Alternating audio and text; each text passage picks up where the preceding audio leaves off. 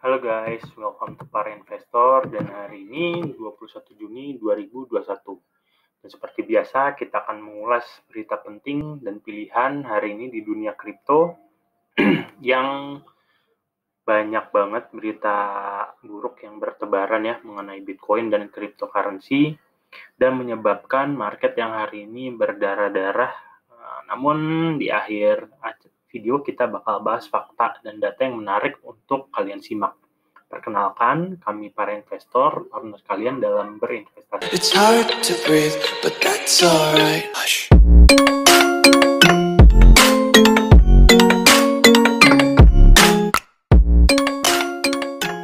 Investasi.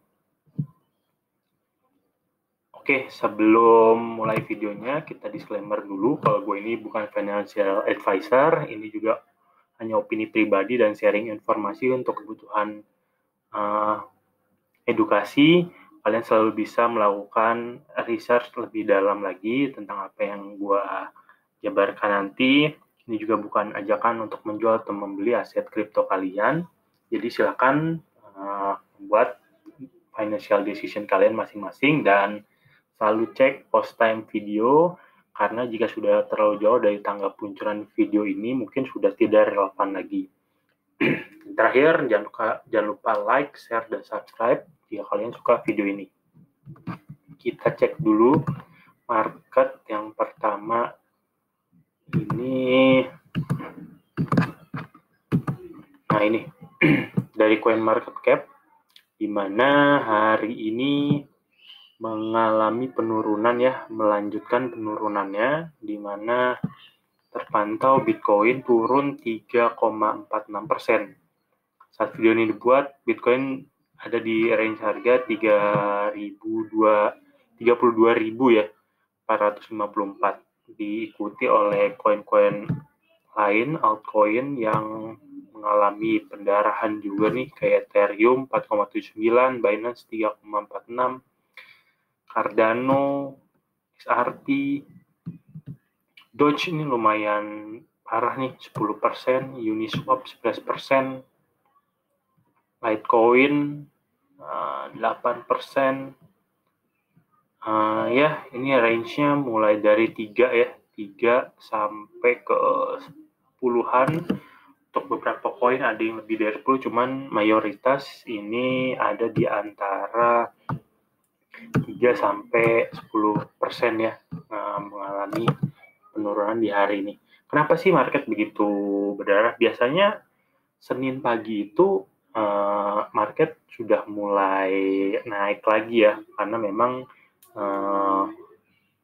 seperti biasa di weekend itu market mengalami penurunan di Sabtu Minggu, cuman biasanya Senin itu naik.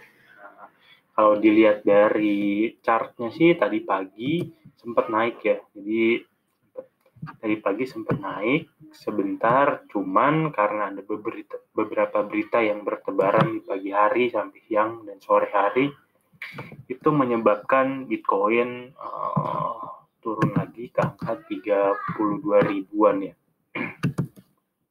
Nah ini, kita masuk ke berita pertama, di mana Head of Russia Central Bank, crypto investing is the most dangerous investment strategy. Jadi kepala bank sentral di Rusia ini mengatakan kalau investasi kripto adalah strategi investasi yang paling berbahaya.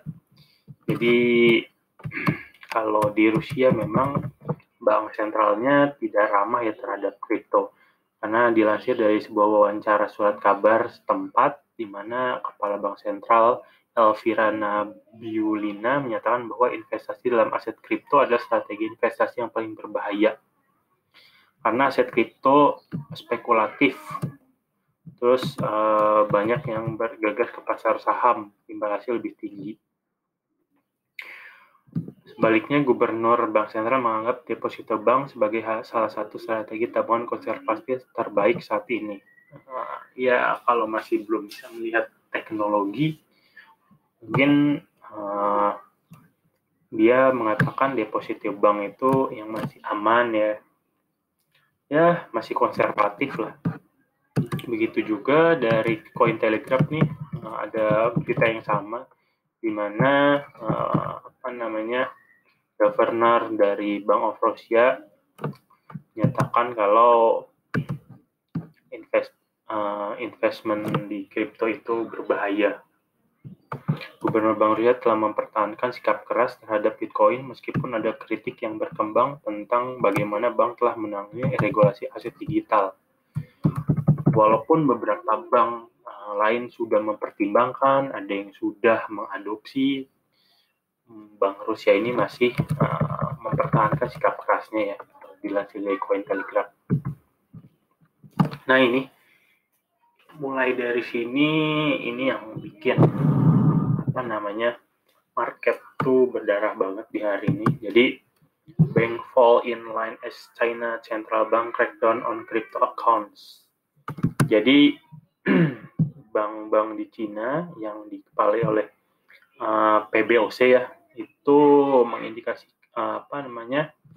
memerintahkan kepada bank-bank lainnya untuk menindak akun kripto. Jadi Bank Sentral Cina, nah ini memerintahkan memang untuk menindak para kliennya yang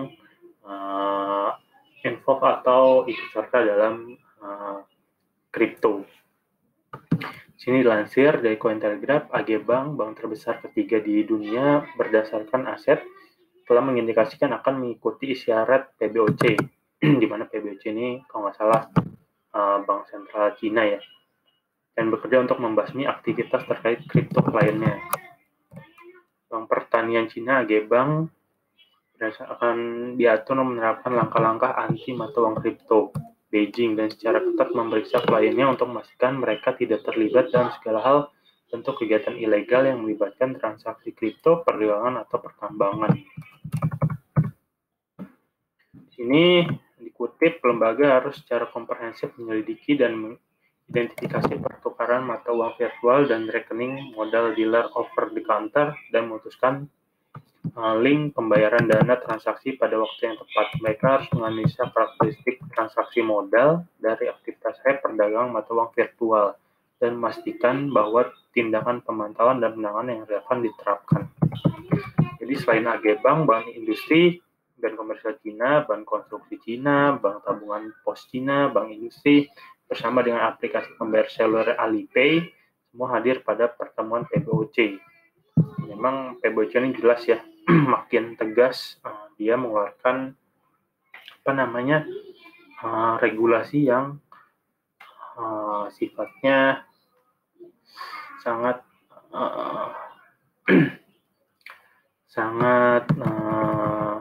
berefek buruk pada dunia cryptocurrency. Di banyak halaman web juga banyak banget hal yang sama ya, di mana digambarkan Bank Cina menindak tindakan yang lebih luas terhadap Bitcoin dan kripto, di mana Bank Sentral Cina telah melarang banyak organisasi perbankan dan pembayaran beroperasi dengan cryptocurrency. Jadi mereka bakal ngecek klien-kliennya, kalau kliennya itu nggak boleh punya hubungan dengan cryptocurrency, karena menurut mereka ada efek buruk langsung di pasar. Dengan harga mulai jatuh, negara itu hanya mengintensifkan tindakan anti kriptonya. Mereka telah mengambil tindakan lebih lanjut untuk mencegah manipulasi pasar, transaksi mata uang virtual terlarang, dan untuk melindungi properti warganya. Lebih khusus lagi, Bank Sentral negara itu telah berbicara dengan organisasi perbankan raksasa. Setelah pertemuan tersebut, PBOC telah menginstruksikan entitas tersebut untuk berhenti menyediakan layanan cryptocurrency seperti membuka akun dan melakukan transaksi kepada pelanggannya masing-masing. Jadi ini tegas banget ya. Departemen terkait dari PBOC menunjukkan bahwa aktivitas perdagangan mata uang virtual mengganggu tatanan ekonomi dan keuangan normal, menimbulkan risiko transfer aset lintas batas ilegal, pencucian uang, aktivitas ilegal dan kriminal lainnya, dan secara serius melanggar hak milik rakyat serta keamanannya.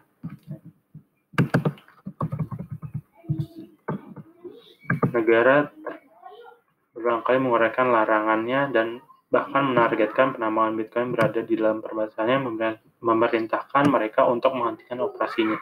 Jadi ini mulai dari penambangan, regulasi di perbankan ini cukup memberikan efek buruk ya buat dunia kripto. Ini juga sama dari Today. Bank Sentral Cina melarang bank dan penyedia pembayaran untuk berurusan dengan bisnis berkaitan dengan kripto. Nah, ini ada lagi China Central Bank calls for crypto trading ban, di mana kekhawatiran penangguhan perdagangan kripto di Cina menyeret harga Bitcoin turun hari ini, membawa altcoin turun bareng ya. Jadi Bank Sentral Cina telah mengeluarkan pedoman untuk tindakan keras yang lebih keras terhadap kripto. Harga Bitcoin dan kripto jatuh pagi ini. Penerapan larangan lebih lanjut Cina mengancam kemunduran besar bagi pasar kripto. Nah, ini PBOC memerintahkan bank-bank Cina untuk memotong akun untuk perdagangan kripto OTC, mengulangi larangan perbankan seperti tahun 2017. Jadi sebenarnya ini pernah dilakukan juga ya nanti ini tahun 2017, di mana PBOC mengatakan kegiatan spekulatif seputaran perdagangan kripto telah mengganggu keseimbangan sistem keuangan Cina, menciptakan resiko arus keluar modal ilegal melintasi perbatasan dan pencucian uang. Ini menegaskan kembali pendiriannya pada 2017 bahwa tidak ada lembaga keuangan yang harus menyediakan layanan perbankan dan penyelesaian untuk transaksi terkait kripto. Jadi untuk bank-bank ataupun negara yang kurang ramah terhadap kripto memang merasa terintimidasi dengan adanya cryptocurrency ini, apalagi bank-bank yang memang notabene lambat laun sebenarnya bisa tergantikan oleh cryptocurrency itu sendiri. Menurut gue, sebelum bahas ke berita selanjutnya, opini pribadi gue ini satu hal yang bagus ya, karena semakin Cina melakukan ban ataupun larangan ataupun penutupan miner, jadi pengaruh China di dunia pasar kripto itu bisa berkurang gitu. Jadi lambat laun apapun yang dikatakan China terhadap kripto harusnya bisa semakin menurun dan tidak berimpact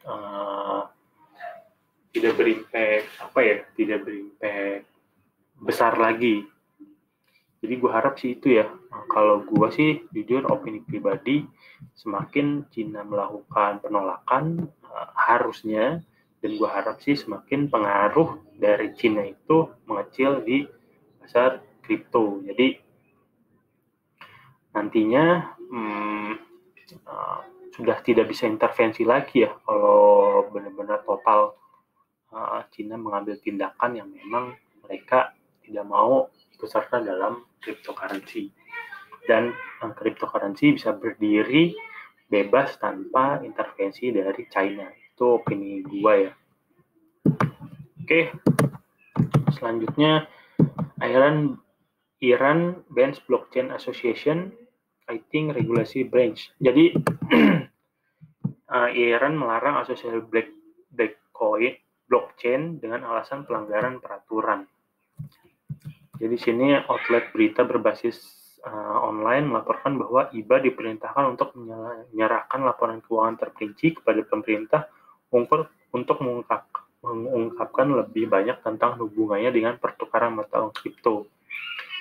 Jadi ini disinyalir ada pelanggaran-pelanggaran yang dilakukan ya oleh IBA.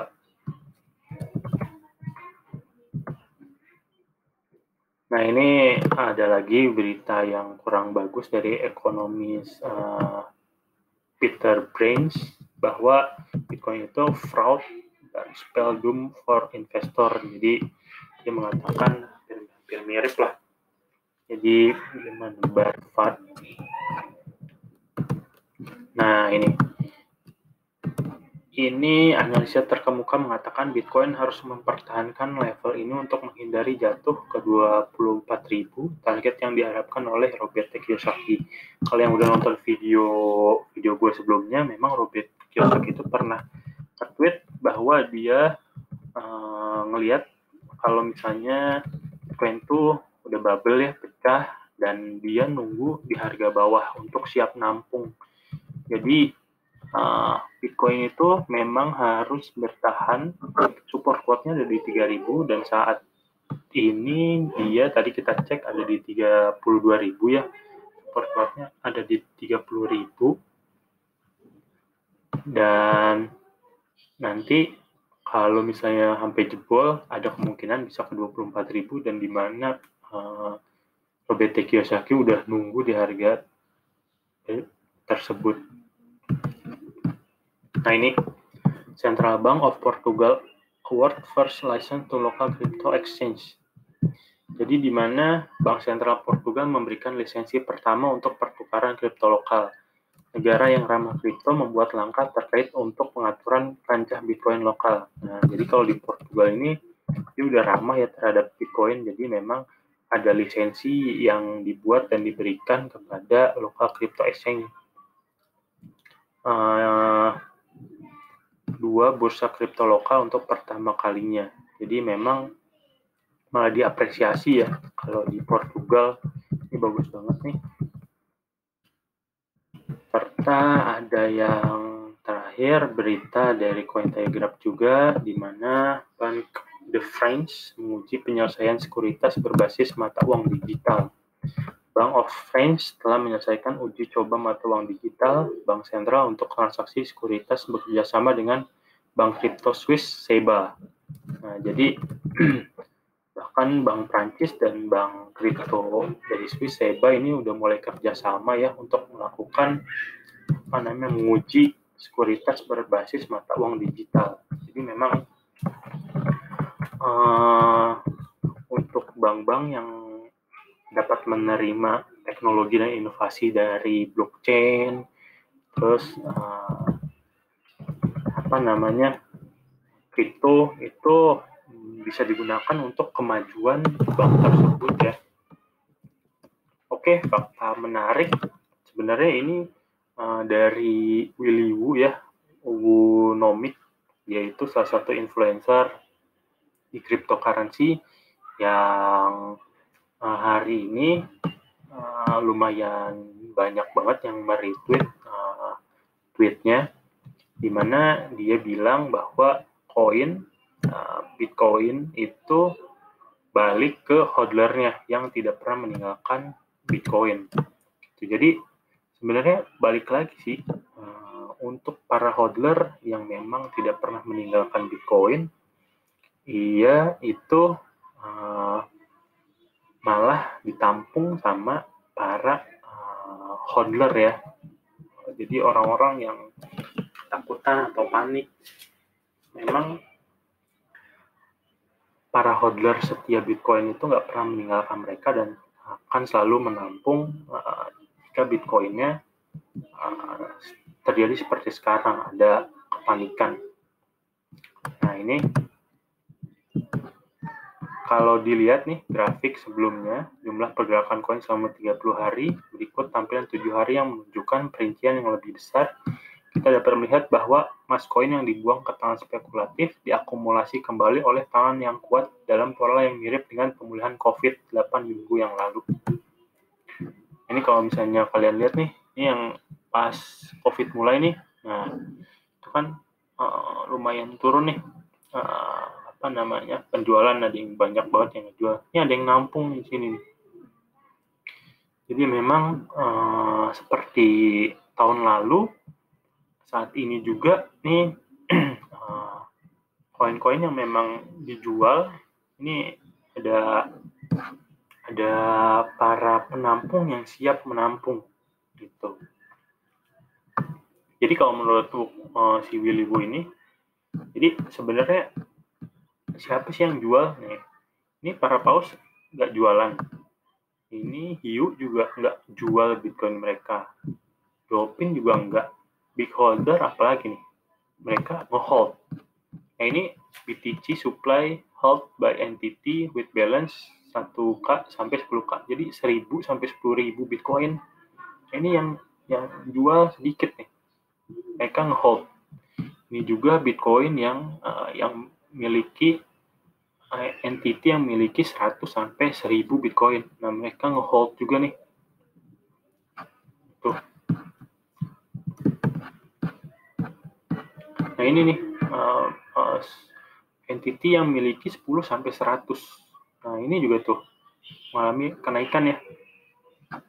Jadi sebenarnya kalau dia bilang di tweetnya ini, ya sebenarnya kita memang udah masuk ke bear market ya, walaupun dia ada tulisan atau emoticon sarkas ya.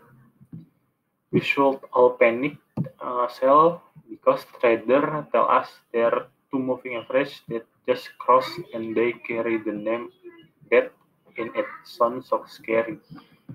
Jadi dia sih sarkas ya dengan bear market yang sekarang karena para trader itu bilang bahwa oh iya kemarin tuh yang sempat gue post juga bahwa ada looming dead cross di mana MA50 ketemu MA200.